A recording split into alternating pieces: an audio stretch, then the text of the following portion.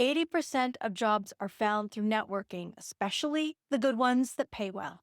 As a hiring manager for years, I can tell you, knowing someone counts. Back in the day, that was true, but it's even more true now. Let me break down 3 things you need to know to get your next job. And by the way, you may never know when you need that next job. Some job markets are a little unsteady right now, and certainly with AI, the landscape's changing. So you need to be ready at a moment's notice to change jobs, and that means networking early and often. So how do you get started? Here's the first point. Start with what you have and make those loose connections. If you're networking on social media, do more of that. Be engaged, positive, and to the point. It also helps create the vibe that you are a person who's connected in all the right ways.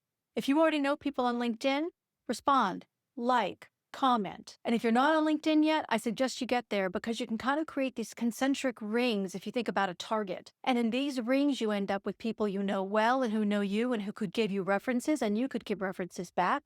All of that helps you get known on LinkedIn. And the other part is connecting to other people's connections so that when you start to make comments on LinkedIn and other people like them or respond to them, they will start to be seen by other people in your loose connections. And why do you want to have this digital connection?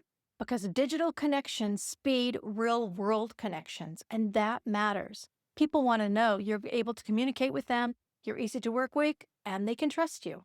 The second point is say yes more. What does saying yes more mean? When you're at the office, say yes when someone says, hey, let's go grab a coffee. Do you want to have lunch? It not only helps you connect with people who've actually asked you to join them, but it helps you be seen by others. You'll never know when someone's going to stop you in the hall and say, hey, Jane, how you doing? It's a way to reinvigorate your brand. Your brand is someone who's got confidence, capability, and assuredness, and you want to work on that brand. So when you go out in the world, say yes by putting your head up, shoulders back, and a smile on your face.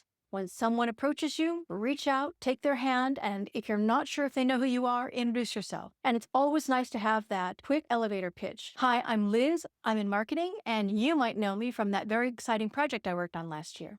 Doing that helps them quickly identify who you are, where you fit into the organization, and remember you next time they need some exciting work from marketing. Or they need someone who's bringing enthusiasm and professionalism to the organization, because you never know where these roads might lead. And these roads are ones you're paving. If you're getting a DM for more information or a connection or join a meetup online, then do that. The more you get out there, the easier it will be to get out there. And that's the whole hard part of networking so many people have. That first interaction, that first extending of the hand, that first time you have to give your elevator pitch. So if you can, practice it in the mirror, practice it with a friend. Get used to saying who you are confidently and in a nice way. Don't be cocky, just be confident.